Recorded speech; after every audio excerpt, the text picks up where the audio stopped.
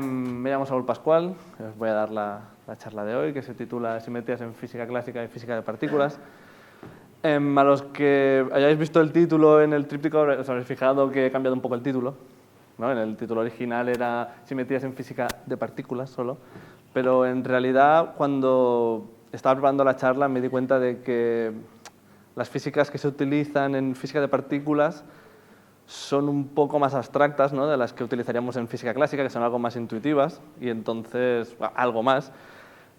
Y he pensado que sería mejor que hiciéramos un recorrido por todas las simetrías y que llegásemos al final de forma casi natural a las simetrías que se utilizan en física de partículas.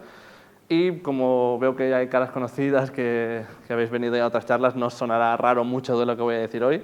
Aún así, haremos un pequeño repasito del modelo estándar, como siempre, para saber en qué contexto estamos trabajando. Pero bueno, nada, que he hecho este pequeñito cambio.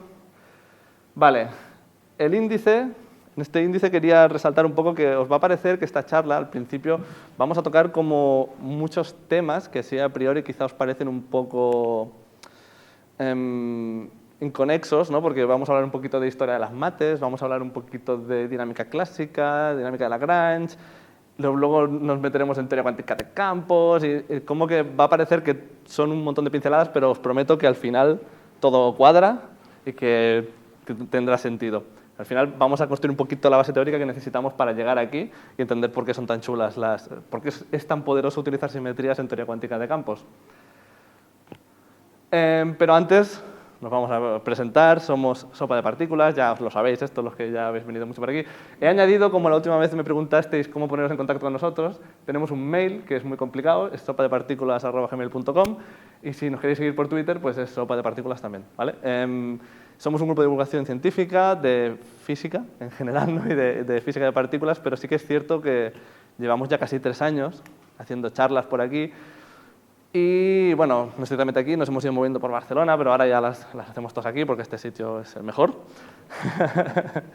y bueno, hacemos charlas en diferentes formatos, ¿vale? Siempre digo un poco que al final lo que somos es entusiastas de la ciencia y de la física, y que al final lo que queremos es un poco estimular el conocimiento científico y que un poquito entre todos cada uno hable de lo que sabe y que se genere una zona de confort en la que todos podamos hablar y aprender.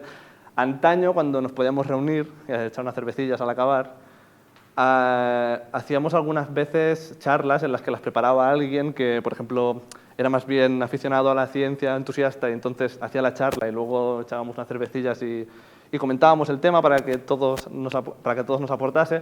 Ahora con todo esto estamos un poco adoptando más el formato de, por ejemplo, yo que soy físico doy la charla hoy, aunque no soy experto en física de partículas, ya lo digo, según lo que me preguntéis al final de la charla me tumbáis, o sea, más o menos me dedico a la investigación, pero no en física de partículas. Aunque intento estar un poco al día, es un campo muy difícil, incluso para la gente que se dedica a ello, así que bueno. Aquí he puesto algunas fotos de las actividades que hacíamos cuando se podían hacer. Aquí, por ejemplo, fuimos al LHC, fuimos al CERN, hicimos una visita guiada muy chula. Fuimos a Naucas, en Bilbao. Esto es en el ALBA. Bueno, hay una foto con Francis Villatoro porque es un crack y me gusta fardar. Entonces, quiero que salgáis de aquí con 2 ideas básicas, ¿vale? O sea, siempre me gusta como resaltar las 2 cosas que quiero o las 2 o 3 ideas que me gusta que os queden. Y la primera es que aportan... No os lo esperabais esta vez, ¿eh? Es que aportan las simetrías a la física clásica y que aportan las simetrías a la física moderna, no me lo he currado nada. Entonces, lo que he hecho ha sido, al principio de cada uno de los temas, os hablaré un poquito de cómo quizá pensáis que son las simetrías, y luego al final del tema veremos si ha cambiado un poquito esa idea, esa forma de verlo. Y esperemos que sí, o sea, pero básicamente, aunque sea un poquito, espero que os ayude un poco a visualizarlo. Luego, bueno, son temas duros. Estamos hablando de simetrías, estamos hablando de geometría, estamos hablando de conceptos muy matemáticos. Entonces habrá fórmulas por aquí, muchas, pero las voy a intentar verbalizar, voy a intentar poner ejemplos, voy a intentar que si os asustan podáis no mirar la presentación, mirarme a mí y que nos entendamos todos, ¿vale? O sea, si os da un poquillo de miedo la matemática, podéis ignorarlo. Yo voy a intentar poner ejemplos, siempre con el cuidado que cuando utilizamos un ejemplo, una analogía, sabemos que la carga el diablo y que es posible que nos perdamos algunos detalles, y por eso están aquí, para la gente que quiera los detalles, que los pueda consultar y los pueda ver luego, porque estas diapositivas luego están disponibles y quizá luego sirven para profundizar un poquito más en el tema. O sea, que las fórmulas que hay aquí es más pensando en el futuro que no en el presente, que aquí básicamente con la charla tendrías que tener de sobra. Va a ser divulgativa. ¿La presentación será accesible? Sí, las suben en la web, todas las que hemos ido haciendo, después las subimos. O sea, si consultas la web de Aula 141, las puedes consultar todas. Y si no, nos escribes y yo te la mando. O sea, yo creo que no va a ser necesario porque la suben, yo estoy seguro de ello. Ya lo he visto de otras veces. Y bueno, otra motivación es lo típico que me gusta que en general hacer divulgación sobre mecánica cuántica, sobre teoría cuántica de campos, porque son temas que muchas veces se explican mal y dan lugar a fantasía. Y es una pena, no porque no me guste la fantasía, sino porque la realidad es lo suficientemente chula como para que tengamos que acudir a plot twists extraños en vez de utilizar física real, que ya es suficientemente exótica, la verdad. Bueno, vamos abajo. Ahora ya sí. Cuando pensamos en simetrías clásicas, podemos tener una idea de, bueno, ¿qué es una simetría? Las simetrías casi siempre lo vemos como algo matemático, ¿no? ¿Qué es una simetría? Así en esta figura que no me he currado mucho, vemos un cuadrado, ¿no? Yo diría que una simetría, no sé si es la definición correcta, pero sería una transformación que aplicamos a un sistema y que el sistema se queda igual que estaba al principio.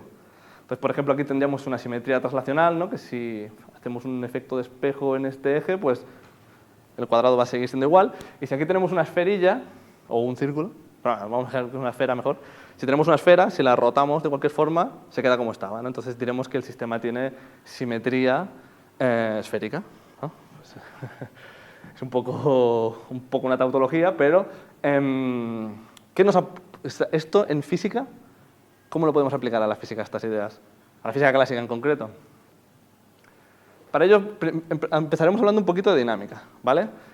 Apartamos ahora la idea inicial de lo que quizá tenemos en la cabeza que es una simetría. Imaginaos que tiramos una patata de la Torre de Pisa. ¿Por qué? Pues no sé. Pero estamos haciendo experimentos con patatas, ¿vale? Si nosotros queremos describir la trayectoria que hace esta patata, en física clásica, yo estoy seguro de que un poquito, ¿vale? Tenemos una intuición. Esa intuición es que la patata va a sentir una fuerza, que es la fuerza gravitatoria. Nosotros dibujamos una flechita. La fuerza gravitatoria, ¿hacia dónde apunta? Hacia el suelo. Luego, la patata se va a ir para abajo, ¿no? Ese movimiento, ya he dicho, hay algunas formulillas aquí, no me interesan, fuera, ¿vale? La patata va a sentir una fuerza, clásicamente. Y la altura que tendrá esa patata se puede describir con una función dinámica, ¿vale? Que es bastante sencillita. Y luego, además, podemos describir para cada punto de esta trayectoria la velocidad que va a llevar la patata, ¿vale? Esto sería una física muy básica, una física clásica, que nos sirve para hacer esta descripción. Pero hay una alternativa, ¿vale? Ya os explicaré por qué es relevante esta alternativa, que es utilizar la mecánica de Lagrange. ¿Vale? La mecánica de Lagrange nos dice que la patata se puede describir con lo que llamaremos un lagrangiano. Ahora ya la cosa se vuelve un poquito más raruna, pero no os preocupéis, al final el lagrangiano clásico no es más que describir la patata como la energía que tiene. ¿Vale? La patata va a tener una energía cinética, que es la que va a tener por el simple hecho de estar en movimiento, y va a tener una energía potencial, que sería como la energía almacenada por la posición en la que está. Es una energía que puede almacenar. En este caso, tiene energía gravitatoria, porque está muy alto. ¿Vale? Tiene energía potencial gravitatoria. El lagrangiano es esta función que nos permite describir cómo la patata o cómo un sistema evoluciona en el tiempo. ¿Vale? Después veremos por qué hablamos de lagrangiano y no hablamos de la que hemos visto antes, que es la que seguramente estáis más habituados. Entre otras cosas, esto matemáticamente es un poco más arduo, pero luego nos va a permitir hacer algunos truquillos que el otro no nos permite, ¿vale? Lo que tiene el lagrangiano es un problema, que es que bueno, un problema entre muchas comillas, ¿no? Digamos que la forma que tenemos de trabajar en el lagrangiano es distinta a la que tenemos en física clásica, o en la mecánica estándar, vamos, newtoniana. Es que el lagrangiano, como es un balance energético, a priori no tiene asignada una trayectoria. Entonces, ¿qué trayectoria tiene que seguir la patata? Si la patata no tiene grabada la ruta que tiene que seguir, no hay una fuerza aquí ya como en mecánica newtoniana. La patata podría caer, la patata podría hacer esto una doble salto mortal, se puede ir a Marte y volver, incluso podríamos decir que hace todas a la vez y que al final pues se va a comprar, ¿sabes? ¿Cómo lo describimos con un lagrangiano la trayectoria real que hará esta patata? Newton en este caso simplemente dijo que en su física la patata seguiría la ruta, la trayectoria que le requiera menor tiempo. ¿Vale? Lo solucionó así, que bueno, es una teoría muy buena y funciona muy bien, así que nadie le puede decir nada. Y es equivalente a lo que vamos a hacer ahora, que es describir la acción. La acción es, dicho grosso modo, sería el coste energético que tiene cada una, o sea, es como la inversión energética que tiene cada una de las trayectorias. ¿Vale? Entonces nosotros podríamos decir, esta trayectoria en línea recta tiene una acción tal. Esta trayectoria tiene una acción cual. Y al final, nosotros podremos inventarnos todas las trayectorias que nosotros queramos. Pero se va a cumplir un principio, que seguramente los más entusiastas ya conozcáis, que es el principio de mínima acción, que es aquel que nos dice que la patata va a seguir la trayectoria que le requiera menos energía. Y va a coincidir casualmente con la que es para abajo. ¿Vale? Va a coincidir con la real. Analíticamente, lo que hacemos es calcular una integral entre los dos puntos del lagrangiano, pero ya hemos dicho que esto nos vamos a olvidar. Volvamos a la patata cayendo de la torre de Pisa. Tenemos dos alternativas para describir su trayectoria. ¿Vale? Tenemos verlo como una fuerza que siente y hacer una descripción de cada una de sus componentes, o podemos minimizar la acción. ¿Vale? Esto va a ser relevante, ¿vale? Recordad el lagrangiano porque vamos a hablar de él en el futuro. Y el primer spoiler así. Esto sería la ecuación que describe el modelo estándar de la física de partículas. Esta L es de lagrangiano. ¿Vale? Luego cuando vayamos a simetrías en cuántica, os diré, recordad que esto está descrito en forma de lagrangiano. ¿Vale? La física a ese nivel se describe mejor utilizando lagrangianos. Y eso es así porque os he hecho una pequeñita trampa. Una pregunta. Dime. Me ha parecido ver que el lagrangiano estabas restando las dos energías. Sí, el lagrangiano en clásica es cinética menos potencial. Pero que es lo contrario un poco de la... No es una descripción en energía. Claro. La energía sería la suma, la energía total sería la suma. Digo, es un poco Sí. contrario a la intuición, ¿no? Que Sí. en una posición tiene la suma de las dos energías. Sí, lo que pasa es que depende un poco de cómo definas el potencial, si lo defines en el potencial es cero en el infinito o no, entonces al final la descripción matemática te queda un poco cambiada. Si quieres describir la energía del sistema, es la suma de energías. Sí. Pero bueno, Perdona, pero físicamente entonces, ¿qué sentido tiene? es que el lagrangiano es un operador. Es un operador y al final lo que nos da es un balance entre las dos energías. Claro, es que es eso, depende de dónde definas el cero del potencial. Normalmente en física se define el cero en el infinito y entonces te queda este balance como un negativo cuando lo haces en mecánica lagrangiana.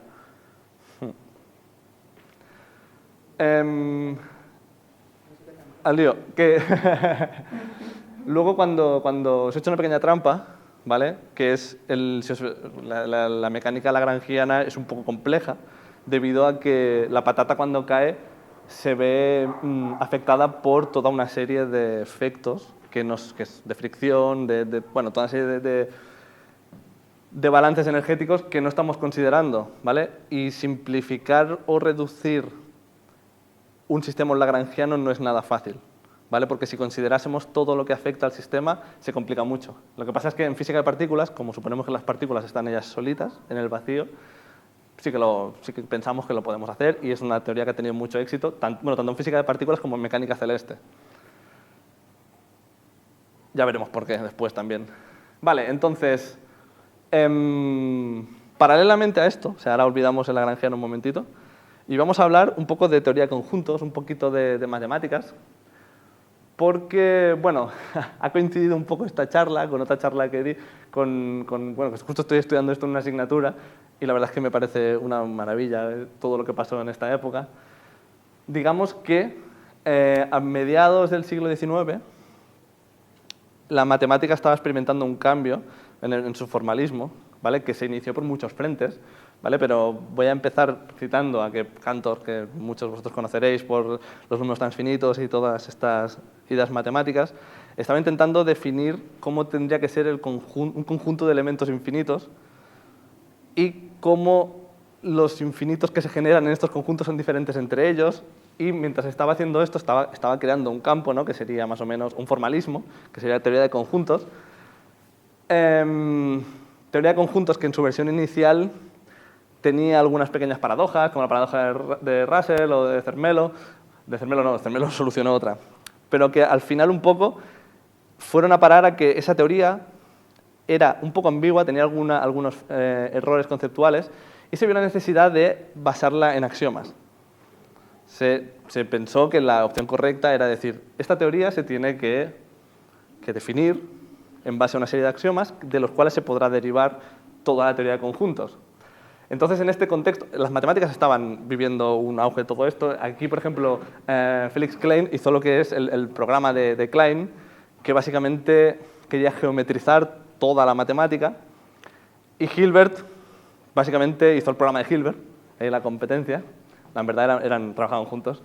Y él decía que, bueno, que se podría aplicar toda esta geometrización a la física también y a las matemáticas en general. Quería hacer una descripción de todas las matemáticas que existen a través de un subconjunto de axiomas. Digamos que su esperanza era decir, tenemos este principio matemático, si yo voy lo suficientemente atrás, al final llegaré a unos axiomas muy sencillitos que todo el mundo estará de acuerdo con ellos. Luego, claro, vinieron los teoremas de incompletitud de Gödel y se fue todo al garete, ¿no? Porque vimos que eso era algo más complejo y que hay algunos axiomas que son indecidibles y que la cosa se complica un poco más. Pero, bueno, no me voy a enrollar más porque voy a hacer un pequeño spoiler. Si todo va bien, dentro de unos meses, en septiembre, no sé si lo puedo decir. ¿Se puede decir? Sí. Vale. En septiembre daremos una charla solo de esto, de este momento de la historia de las matemáticas. Hablaremos ya de aquí un poquito más de teoría de conjuntos y de los teoremas de incompletitud, que es bastante interesante este momento. Pero digamos que en este contexto entró Nether, ¿no? Que aquí es donde todos queríamos estar. Queríamos entender qué hizo Nether aquí. Básicamente lo cambió todo, por eso he cambiado axiomatizar por no idealizando el mundo. Ella vino y dijo, vamos a hacerlo bien. Lo que estábamos haciendo, pero bien. Esto viene a colisión de que en física relativista los conceptos de masa estaban definidos de forma ambigua, ¿vale? Porque bueno, teníamos el concepto de la masa en reposo, la masa aparente, la masa inercial, y no siempre era trivial cómo entender una cosa y la otra, y no resultaba nada claro cómo salir de este embrollo, y tanto Hilbert como Klein, ¿no? Pues tenían de alumna a Nether y le propusieron este problema. Y bueno, parte de la solución estaba en hacer una descripción del sistema utilizando el lagrangiano, ¿vale? ¿Pero qué hizo Emil Nether para que esto haya calado tan fondo, ¿no? Más allá de esto? Emil Nether partió de esta idea y dijo, vamos a hacer varias cosas aquí. Nosotros hemos visto que la patata, cuando cae, las condiciones de realidad hacen que la patata minimice la acción cuando cae. ¿Vale? La patata está minimizando la acción, es la acción mínima. Eso, analíticamente, sería utilizar unas condiciones, que son las condiciones de Euler-Lagrange. Y eso es una forma analítica de llegar a esta descripción. Pero Emil Nether dijo, ¿y si encontramos una familia? Bueno, o sea, si encontramos una familia de transformaciones que yo le pueda aplicar a una misma acción y que me den como resultado una trayectoria de propiedades distintas, pero de acción igual. ¿Eso qué quiere decir? Lo voy a explicar con un ejemplo que va a ser mucho más fácil. Yo defino la trayectoria que va a seguir la patata. La patata, si yo la tiro hoy, la tiro mañana, la tiro pasado mañana, va a seguir la misma trayectoria. Va a tener siempre la misma acción, independientemente del día que yo realice ese experimento. ¿Verdad? Eso es una transformación temporal. Y diríamos que este experimento, ¿vale?, es invariante al tiempo. ¿Vale? Si nosotros fijamos una trayectoria, puede ser la que tú quieras, esta. No puede ser diferente porque depende de la fuerza que tienes. No, pero siempre la misma fuerza. Siempre sueltas con la misma fuerza. Incluso podrías diseñar un aparatillo que la suelte. ¿Vale? Que haga clac y la patata caiga. Para que tú te asegures de que siempre... El mismo movimiento y todo. La patata hará siempre lo mismo, ¿vale? Pero esto es una cosa importante, es que tú puedes definir una trayectoria imaginaria también. Tú puedes decir, voy a la acción que tenga esta trayectoria y también va a ser invariante al tiempo, no necesitas que sea real, ¿vale? Lo que vio Nether es que si tú a un sistema le impones la condición de realidad y la condición de simetría, de decir, y además quiero que sea simétrica a esta familia de transformaciones, ¿vale? Que es una transformación continua de transformaciones, entonces aparece un resultado que básicamente lo que obtienes es la derivada de algo igual a 0. ¿Vale? Lo digo así para los que os gusten más las mates, pero al final lo que tienes es que para que la derivada de algo sea 0 es que tiene que ser una constante. ¿Vale? Dicho en otras palabras, cuando tú impones las dos condiciones, si eso se cumple, obtienes lo que llama una carga que se conserva. Y, bueno, aquí me voy a hacer un poco de autobombo. Hablé un poco más analíticamente de esto en un hilo de Twitter. Si lo queréis ver y os aburrís, pues os aburrís muchísimo. Lo podéis ver con un ejemplo así un poco analítico. Pero al final del día es esto, ¿vale? La derivada, o sea, encontramos que cuando imponemos las dos condiciones hay una magnitud que se conserva. Vamos a hablar en ejemplos, porque así nos entendemos todos mejor. ¿Vale? Digamos que si nosotros le decimos al sistema, oye, si yo hago el experimento hoy y hago el experimento mañana, la acción tiene que ser la misma, ¿no? O sea, si yo hago el experimento que sea hoy, lo repetimos, en eso se basa la ciencia, tiene que ser repetible. Entonces encontraremos una simetría temporal y la magnitud que se conserva es la energía. De aquí se deduce la conservación de la energía.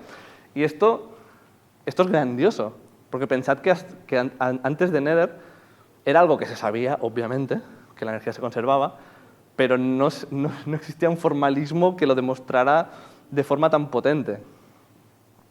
Luego, si hacemos el mismo experimento, decimos, oye, si yo hago el experimento si en vez de hacer el experimento en la Torre de Pisa, lo hago en la Torre Akbar, tiene que pasar lo mismo, ¿no? Obviamente, si lo tiro desde la misma altura y todo esto, tiene que repetirse el mismo experimento. El hecho de que el experimento sea igual, o sea, la física sea la misma, independientemente de la posición, te da que lo que se conserva es el momento lineal. Y luego lo mismo en rotación, ¿vale? Si roto el laboratorio, el experimento tiene que dar el mismo resultado. Es la conservación del momento angular. Estas leyes de conservación fueron maravillosas, porque es lo que os digo, que antes era algo que se sabía. Pero el hecho de obtener un formalismo que nos permita demostrarlo. Y una cosa importante, estas simetrías se aplican a las leyes de la física, ¿vale? Porque si yo os digo que roto el laboratorio y hago el mismo experimento, no tiene por qué dar lo mismo. Porque si, por ejemplo, estoy midiendo el campo magnético, la Tierra tiene campo magnético, ¿vale? Pero el magnetismo, la descripción del campo magnético, sí que tiene esta simetría, ¿vale? Digamos que si en vez de la patata, ¿no?, el campo gravitatorio tiene simetría esférica, ¿vale? En su descripción newtoniana tiene simetría esférica, si nos lo imaginamos como masa por masa partido por el radio al cuadrado. Así que lo que diríamos es que las leyes de la física son aquello que tiene simetrías, y eso, de nuevo, como pasaba antes cuando describíamos el lagrangiano, no es nada fácil hallar simetrías de una realidad que a priori no parece que las vaya a tener, estas simetrías, ¿vale? Por el simple hecho de que si el experimento de laboratorio nos da diferente en función del campo magnético, o sea, nos da diferente porque el campo magnético es diferente en función de la dirección de la Tierra, pues puedes pensar que el campo es distinto o puedes pensar que la Tierra tiene un campo, entonces tienes que ir dando un paso en abstracción cada vez mayor hasta que al final llegas a que las leyes de la física tienen una simetría en sí mismas. ¿Vale? Entonces, si volvemos a repetir qué son las simetrías en física clásica, creo que ahora ya lo tenemos un poquito más claro. ¿Vale? Serían aquellas magnitudes, ¿vale?, aquellas transformaciones que nos dan la misma acción. O aquellas condiciones por las que un experimento repetiría los resultados y es independiente de esta condición. En simetrías en física de partículas la cosa cambia un poco, ¿vale? Porque ahora hablaremos un poquito en profundidad de esto, pero sí que quería decir que como ya, esto es Inception, totalmente, después haremos Inception Man, pero como ya sé que ya sabéis un poquito de física de partículas, Me lo salto y iremos directamente a simetrías en teoría cuántica de campos. Ya, así directamente. ¿En qué consisten las simetrías en teoría cuántica de campos? Aquí la cosa cambia un poco. O sea, la idea sigue siendo la misma. La idea sigue siendo encontrar una transformación que la física no sepa distinguir. Y que diremos, este sistema es simétrico a esta magnitud. Pero ahora serán simetrías internas de propiedades de los campos y la cosa se tiene que mirar con un poquito más de detalle. Aún así, venga, no. Vamos a hacer una pequeña introducción a la teoría cuántica de campos para que sepamos todos dónde estamos. Para ello quiero empezar hablando del electromagnetismo, que bueno, que es una pequeño, para que veáis un poquito la época en la que estábamos, nos movíamos a principios del siglo XIX, muy parecido a lo de antes, si os fijáis, todo estaba avanzando como en paralelo, fue una época bastante apasionante, en la que bueno, tenemos la ley de Ampère, Faraday, Gauss, y al final llegamos a las archiconocidas leyes de Maxwell, en la que se hace una descripción del campo magnético como un campo. O sea, yo estoy seguro de que cuando hablemos de teoría cuántica de campos, quizá os parece raro que yo diga alegremente que el electrón en verdad es una oscilación en un campo, que es el campo del electrón, pero no os parecerá tan raro hablar del campo electromagnético. Estamos muy familiarizados con la idea de que hay un campo, que es el campo electromagnético, y que una onda electromagnética es una perturbación que se propaga por ese campo. Es algo que más o menos todos estamos familiarizados, pero si vemos las leyes de Maxwell y lo que vemos son las leyes del electromagnetismo, nos estamos quedando con la mitad de la información. Porque las leyes de Maxwell, en realidad, cuando presentan estos campos, tienen una serie de consecuencias que básicamente contradicen las leyes de Newton. O sea, tendríamos un primer choque muy importante entre la física clásica y lo que conoceremos después como la física relativista. Pero de aquí nacen unas ideas que luego, que podríamos llamar simetrías de alguna forma, que luego aplicaremos a toda la materia.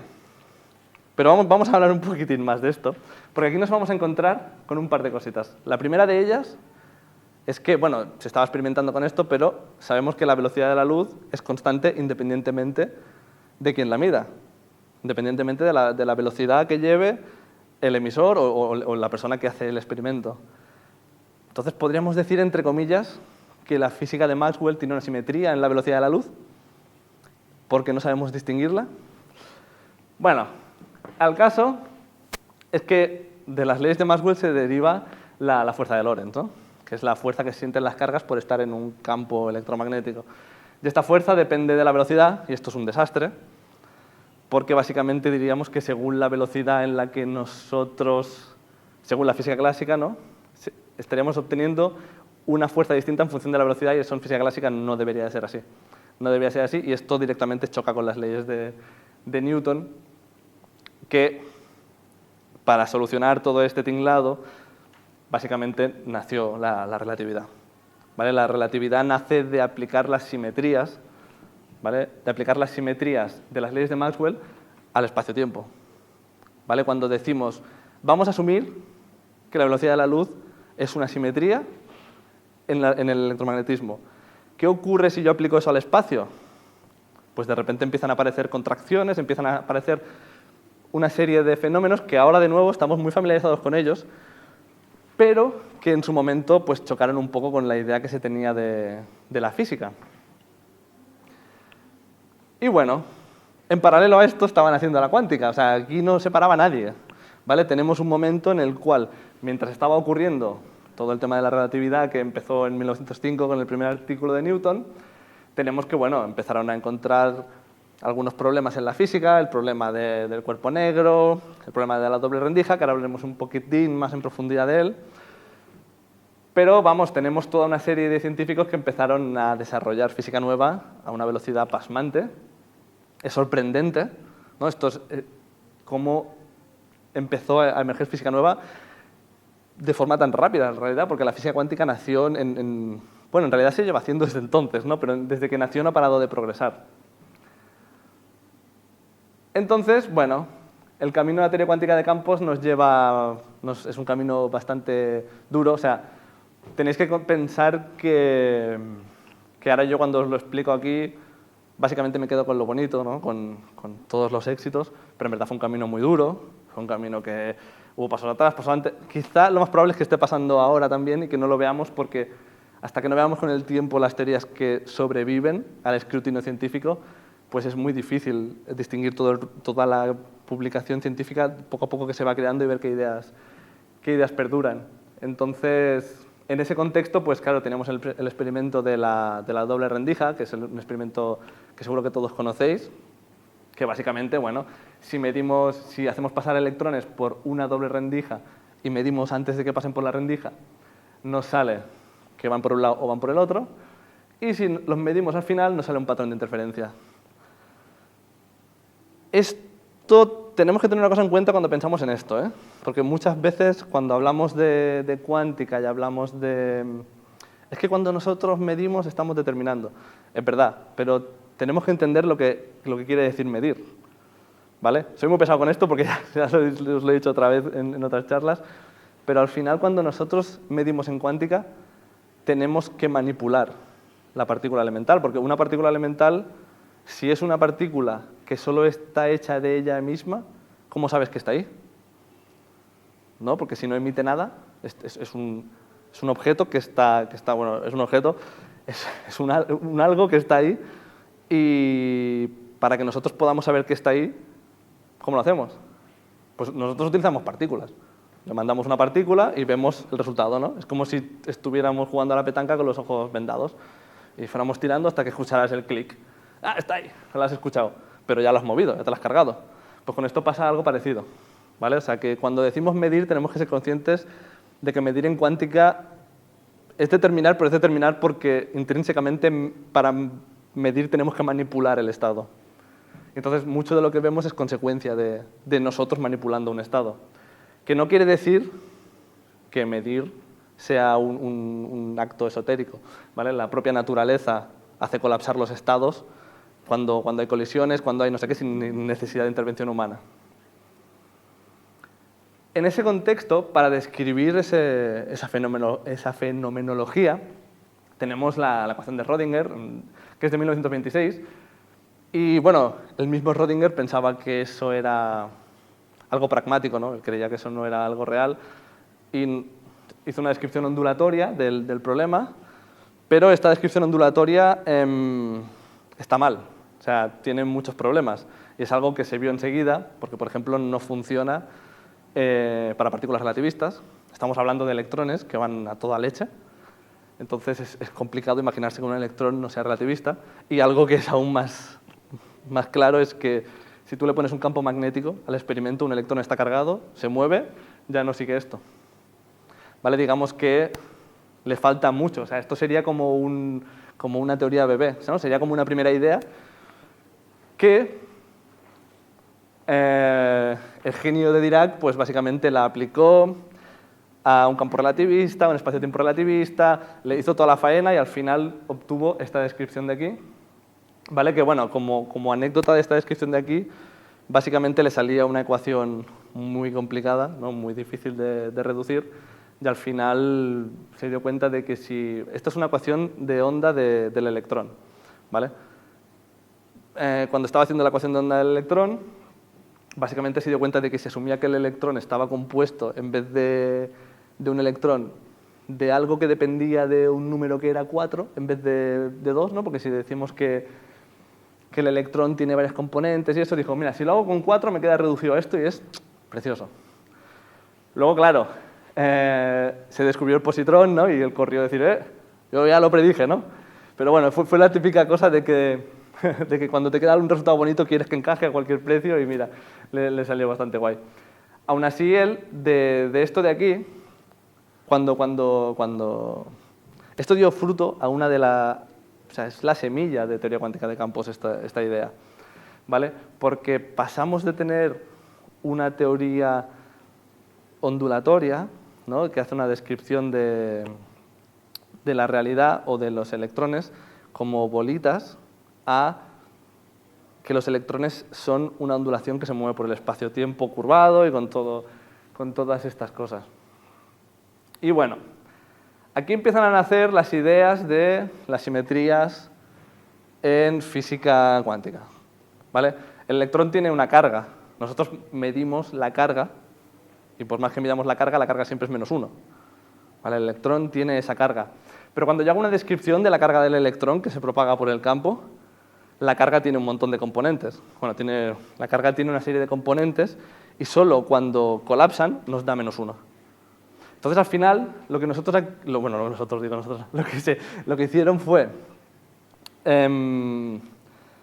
dijeron, o sea, una forma de experimentar con esto fue, ¿y si la física que obtenemos de aquí, recordad que todo esto sale de hacer leyes de utilizar la función de onda en un espacio-tiempo curvado para las ecuaciones del electrón, ¿vale? O sea, es un camino bastante duro y bastante distinto, un poco, entre comillas, al que estábamos viendo con Maxwell. Y dijo, pero es que aquí los experimentos lo que me sale es que el electrón tiene una fase, pero siempre que lo mido me da -1, no puedo medir esa fase. Así que vamos a decir que hay una simetría en esta fase. Vamos a decir que la fase, por más que el electrón tenga una cierta fase, siempre que lo mido es -1, por lo tanto la fase es indistinguible para mí. Cuando hicieron ese paso, de repente de la ecuación se desmonta, ¿no? se reduce todo y nos devuelve las ecuaciones de Maxwell. Y eso os puedo asegurar que los volvió loquísimos, ¿vale? Porque eso es de una belleza impresionante, eso es increíble, ¿vale? Utilizando las simetrías estamos obteniendo unos resultados que son las leyes de Maxwell, que ya eran archiconocidas y que tenían un uso brutal, ¿vale? Este marco teórico, ¿vale? Se conoce como electrodinámica cuántica, ¿vale? Que básicamente se reduce a las ecuaciones del electrón y los fotones.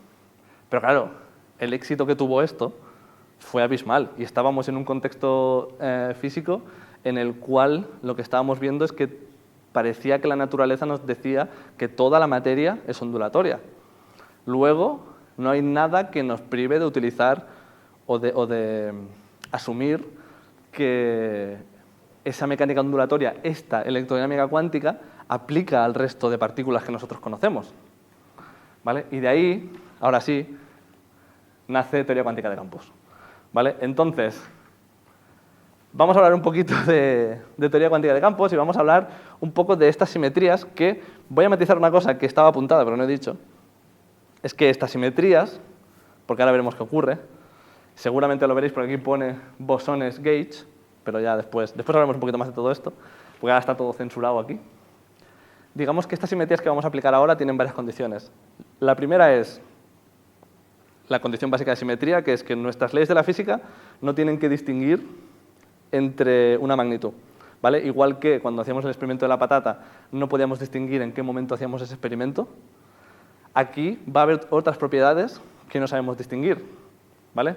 Y luego, otra cosa que tenemos que asumir es que son simetrías locales. ¿Eso qué quiere decir? Eso quiere decir que si yo ahora mismo tengo un electrón y, no sé, y lo mido, esa información, o le cambio el estado, vamos a decirlo, no puedo cambiar ese estado en el resto del universo a la vez.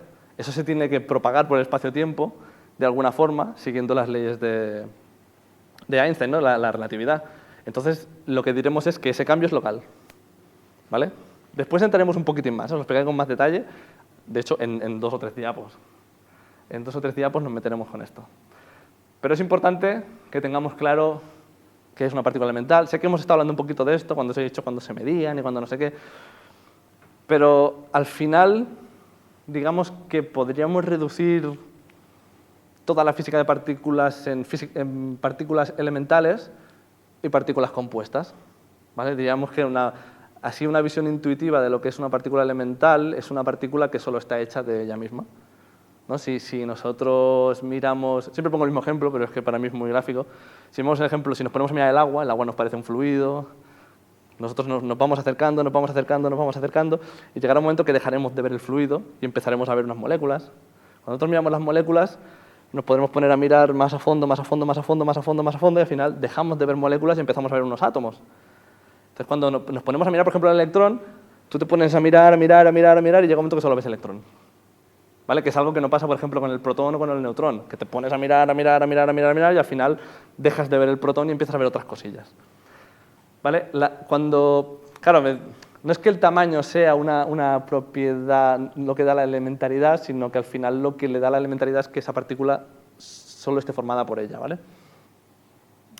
Para que tengamos un poco una idea intuitiva, lo que pasa es que el objeto elemental en teoría cuántica de campos sean los campos. Y no solo eso, sino que la primera descripción que tenemos que tener en cuenta es que en física de partículas todos son partículas. Todos son partículas. Las interacciones, partículas. ¿Vale? No, las fuerzas quedan obsoletas. Hablar de fuerzas es física clásica. ¿Vale? La idea newtoniana de una fuerza que empuja algo, la desfasamos. ¿Vale? ¿Cómo lo entendemos entonces? Este ejemplo es muy claro si no tenemos el ejemplo del barco. ¿Vale? Si tenemos dos personas en un barco y una le pasa un balón a la otra, en el momento en el que tire el balón se va a mover su barca, ¿no? Por conservación del momento, la otra lo recibirá y se va a mover. Entonces, tú podrías interpretar eso sin ver el balón y decir que lo que ocurre es que las dos barcas se repelen, o podrías decir que están interactuando por un intercambio de pelotas. Entonces, aquí pues pasará algo muy parecido. ¿Vale? La física de partículas reinterpreta todas las interacciones como intercambios de partículas. ¿Vale? Y este es el ejemplo del electrón. ¿Vale? Esto es el electrón que emite una partícula, que es un fotón, en este caso, y el otro lo recibe y se mueve. En teoría cuántica de campos, por eso es un poco distinto, porque al final lo que hemos dicho, si mirábamos la electrodinámica cuántica, es que lo que tenemos es un campo que es el campo del electrón. Ese campo llena todo el espacio. Ese campo ocupa todo. Igual que teníamos antes el campo electromagnético, que todo el mundo está familiarizado con este campo y asume que este campo llena todo el espacio-tiempo y que no nos molesta pensar en algo así. Este campo es un campo cuántico, es un poco más exótico, pero es el campo del electrón. ¿Y qué son los electrones? Son oscilaciones en ese campo. Son oscilaciones, no puedo tener media oscilación. Tengo que tener una oscilación, dos oscilaciones, tres oscilaciones. Luego, ese comportamiento cuantizado es el que da una sensación de que lo que estamos midiendo son partículas. ¿Vale? Y entonces, ¿qué son los fotones? De nuevo es otro campo, que es el campo del fotón, y que está acoplado al campo del electrón.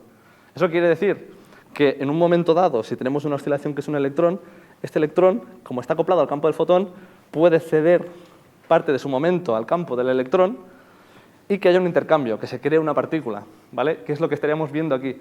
Tenemos el campo del electrón, empieza a ceder energía al campo del fotón hasta que el campo del fotón tiene suficiente energía para crear una partícula y ¡clac! Y aquí cuando estos dos se unen, se vuelven a fusionar en el campo del electrón, ¿vale? Vamos a reinterpretar todo de esta forma a partir de ahora, ¿vale? Y vamos a ver qué hacen las simetrías en todo esto, porque lo que hacen es una cosa maravillosa, que es, si yo hago una descripción, que aquí viene, si asumimos que el electrón es un campo, el campo del electrón, y que un electrón medible, una partícula, es una oscilación en ese campo, y a la vez le pedimos a la teoría que la carga se conserve, ¿no? o que, por ejemplo, la carga del electrón siempre sea 1, ¿vale? Digamos que un cambio en este campo, ¿cómo lo explico? Voy a explicarlo mejor con el siguiente, porque quiero explicar una cosilla más antes. Tenemos aquí, bueno, no os lo he dicho, pero todo esto de aquí es un mapa de todas las partículas elementales que a día de hoy se conocen, y están separadas en esta zona de aquí lo que serán las interacciones, ahora que os las he presentado, y en esta zona de aquí estarán dispuestas lo que sean las partículas de materia estrictamente, ¿vale? Entonces, por un lado, tenemos los leptones, que son partículas libres, son partículas que no sienten la fuerza nuclear fuerte, ¿vale? Son partículas que nosotros podemos medir libremente, ¿vale? Los electrones, estamos muy familiarizados con estas partículas, y con los neutrinos, que, si no falla la memoria, tendremos una charla de los neutrinos el día 2 de junio. Estoy aquí con todos los spoilers hoy.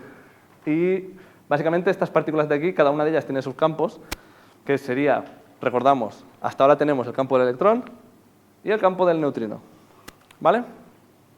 Pero luego además tenemos los campos, esto es Inception, tenemos los campos de los quarks, ¿vale? Los quarks son las partículas que están dentro de los neutrones y de los protones y de, en general, todas las partículas que, pues, o sea, que hadronizan, ¿no? que son hadrones. ¿Qué característica tienen los quarks que los diferencia de los leptones? ¿Por qué tienen dos colorcillos diferentes? La diferencia está en que los quarks sienten la interacción fuerte. ¿Vale? Esta interacción fuerte, os he enseñado la charla de antes, porque era, si queréis saber más de la interacción fuerte, tenemos una charla de 1 hora solo de eso. Pero al final, el hecho de que estas partículas de aquí sientan la interacción fuerte tiene unas implicaciones muy intensas, y es que no las podremos medir libremente. ¿Vale? Aquí lo que tendremos es que estos quarks, ¿vale? que se describen como campos también, interactúan intercambiando gluones. ¿Vale? Y no sé si recordáis de la charla que hicimos el otro día, bueno, hace 2 meses, 1 mes, no me acuerdo, en la que decíamos que la fuerza que describe, la interacción fuerte se describe como un intercambio de partículas entre quarks que cambia el color de las partículas. Nosotros aquí, básicamente, tenemos unos gluones que mantienen los quarks encerrados dentro de protones y dentro de neutrones. Y tenemos que los quarks tienen 3 colores, ¿vale? Y que estos gluones van intercambiando el color.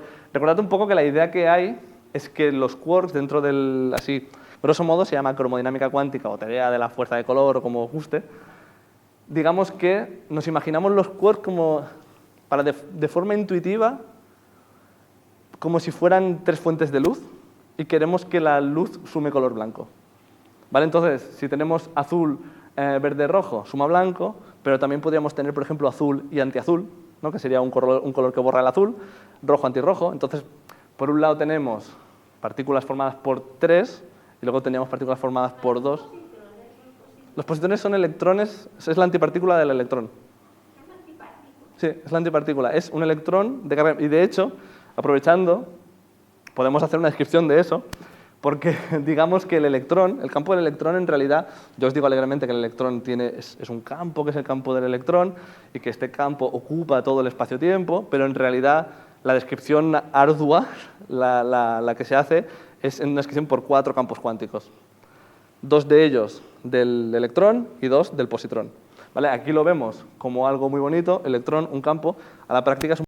Y algo parecido pasa con el neutrino, ¿vale? Aunque el neutrino todavía no está tan claro cómo va a ser esta descripción. Y luego con los quarks pasa una cosa interesante también, y es que cada uno de estos quarks, ¿vale? son de colores diferentes y no es que el color sea un revestimiento del quark. Los 3 quarks son partículas distintas, son tan distintas como el electrón del neutrino. ¿Vale? Cada uno de los quarks, cuando aquí vemos quark up, es una reducción. En verdad tendríamos quark up azul, quark up rojo y quark up verde. ¿Vale? No, los neutrones son uno de los nucleones de los átomos y son partículas compuestas en promedio por... Sí tienen masa, sí. Bueno, los neutrones tienen masa. Los neutrinos también tienen masa. Lo que pasa es que se está midiendo y están acotando y todavía... Es un poco complicado. Eso lo hablaremos el día de la charla de los neutrinos. Pero bueno, a lo que quería ir. Al final nosotros lo que tenemos es una teoría que nos da explicación para cada uno de estos quarks. ¿Vale? Tenemos un campo cuántico para el quark up. Tenemos un campo cuántico para el azul, perdón. O sea, tendríamos azul, rojo, verde. Y nosotros le decimos a la teoría, tienes que no saberme distinguir el color, ¿vale? De los quarks, porque están constantemente cambiando. Entonces, estos campos, entre ellos, si los trabajo como un conjunto de campos, no un conjunto de simetría, se tienen que relacionar entre ellos de tal forma que yo no pueda distinguir el color de los quarks. ¿Vale? Y entonces ocurre algo bastante increíble, que es que cuando nosotros les decimos, porque pasa una cosa, nosotros no podemos cambiar si estos campos están llenando todo el universo. Yo cuando produzco un cambio en este campo, el cambio se produce a nivel local, ¿vale? Ahora tiene un poco más sentido hablar del cambio a nivel local, porque si todo es un campo, yo aquí genero un cambio, digamos que igual que ocurre cuando mueves una carga, que se crea un campo magnético, que da como un poco la sensación de que la naturaleza quiere como contrarrestar este cambio de alguna forma, cuando nosotros a las ecuaciones de los campos cuánticos de los quarks les decimos que no me sepan distinguir entre el color que tienen los quarks, la teoría de campos te devuelve otra serie de campos, que serían unos campos que serían los que se producen para que, de la misma forma que las leyes de Nether nos daban una carga que se mantenía constante, cuando nosotros le imponemos aquí que no sepamos distinguir el color de los quarks, lo que nos devuelve es un campo, ¿vale? Un campo que nace de una simetría local que se conoce como simetría Gauge, ¿vale? Y este campo es ni más ni menos que la descripción de los gluones, estrictamente. ¿Vale? Las partículas de interacción, ¿vale? Aquí es lo más chulo de todo, las partículas de interacción nacen de aplicar estas simetrías en los campos de, entre comillas, la materia, ¿vale? Si entendemos esta parte de aquí como partículas de materia, ¿vale? Lo mismo pasa con el electrón, ¿vale? Si nosotros aplicamos la invariación en la carga, lo que nos devuelve la teoría es el fotón. Y eso es una cosa muy bestia también, porque estábamos midiendo estos fenómenos en aceleradores de partículas y es algo que, esto no es ciencia ficción, esto es algo que se hace en el LHC, que se hacen colisionar estas partículas y se crean estas interacciones y las tenemos perfectamente medidas. Y sabemos que de los electrones pueden surgir fotones, todo eso lo sabemos, no es ciencia ficción. Pero que de la misma forma que pasó con Nether, que al aplicar estas simetrías a las partículas de materia se obtengan las partículas de interacción, pues estaba en cierta forma validando teoría cuántica de campos, ¿vale? Con esto, que ya iremos acabando, vamos a hablar, porque tenéis aquí, estos serían como las partículas de masa, lo voy diciendo para que se quede. ¿Tienen masa? ¿Todas las partículas tienen masa? No. Por ejemplo, el fotón no tiene masa. ¿Tienen de la luz? Sí.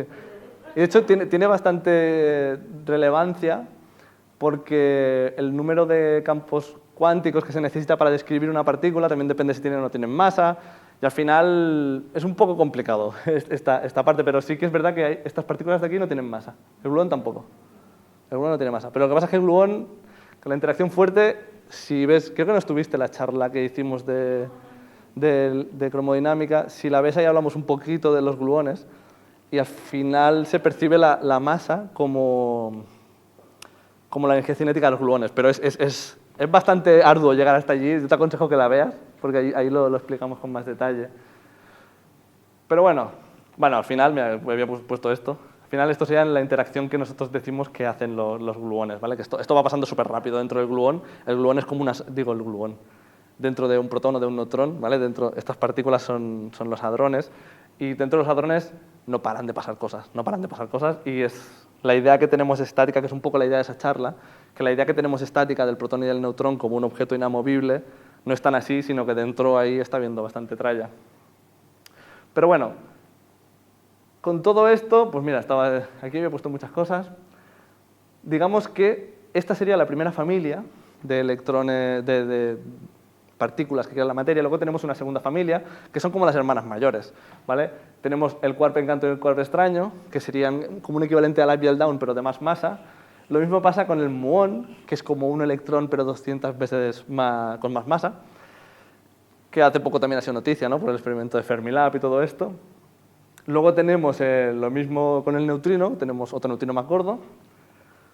Y tenemos una tercera familia, ¿vale? Que estos de aquí ya son muy gordos, hasta el punto de que, por ejemplo, el quark cima, lo que os he dicho aquí, cuando os he hablado de esto, que como sienten la interacción fuerte no se pueden medir libremente, la interacción fuerte es muy fuerte. Entonces, cuando un quark está libre, por decirlo de alguna forma, que eso no ocurre, pero si tú, por ejemplo, generas una colisión en el LHC y en el momento de la colisión se liberan esos quarks, rápidamente los campos de los quarks están tan acoplados a los campos de los gluones que se empiezan a crear partículas, ¿vale? en su entorno y termina naciendo otro hadrón, el que sea, según la energía a la que pueda acceder el sistema. Entonces, estas partículas de aquí, ¿vale? los quarks, a diferencia de los leptones, ¿vale? Que los electrones no tenemos ningún problema para medirlos libremente, no se han medido libremente casi nunca. Bueno, nunca, ¿vale? Digo casi nunca porque tenemos la excepción del quark CIMA, que es un quark que es tan grande que se desintegra antes de que se entere el resto del universo de que existe casi. No llega a dronizar. Y bueno, también hay experimentos en altas energías que te permiten trampear un poco y medirlos pseudolibres, pero bueno, que no viene al caso. ¿Vale? Y luego hay una interacción más, que bueno, es la interacción débil, ¿vale? Que es otro tipo de interacción, es un poquito más compleja, no media cosas tan chulas, ¿vale? Como el resto, pero sí que son bastante relevantes y es un tipo de interacción que hay que tener en cuenta porque, por ejemplo, la interacción con el bosón W es la que hace la desintegración, lo que hace pasar, por ejemplo, de un neutrón a un protón y cosas así. Y bueno, del Higgs no se ha hablado, porque el Higgs no es una partícula gauge, ¿vale? No es un campo gauge, es un poco más complicado que eso y no se deduce de la misma forma, así que vamos a hacer como que nada. Y bueno, esto no lo habéis visto. Entonces, si volvemos al principio, os pregunto qué es una simetría en teoría cuántica de campos, seguramente algo os haya quedado, pero sobre todo que es bastante menos intuitivo y bastante más abstracto, igual que toda la cuántica en general, que lo que veíamos en clásica, que básicamente era casi utilizar... El sentido común no diría que es así, porque ahora a toro pasado, ¿no? Con las ecuaciones delante, pues es como muy fácil ver todo eso, pero sí que una vez te lo explican se hace mucho más intuitivo que no con esta segunda parte que, si os habéis fijado, no he puesto ningunas mates ya porque ahí la cosa se complica bastante más porque ya es mecánica matricial y toda una serie de elementos que ya seguramente lo complicarían todo demasiado. Y nada, hasta aquí.